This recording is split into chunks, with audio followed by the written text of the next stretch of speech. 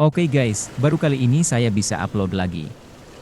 Karena seperti biasanya, saya akan upload video kalau memang benar-benar video itu ada faedahnya. Kalau bikin video tanpa faedah, mending saya gak upload videonya.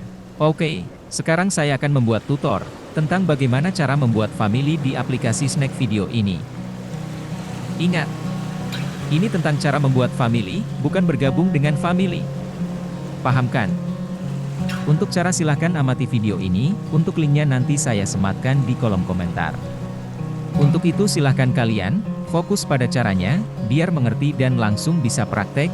Jangan lupa share video ini kalau ada teman kalian yang butuh tutor ini. Selamat menyimak sampai pintar!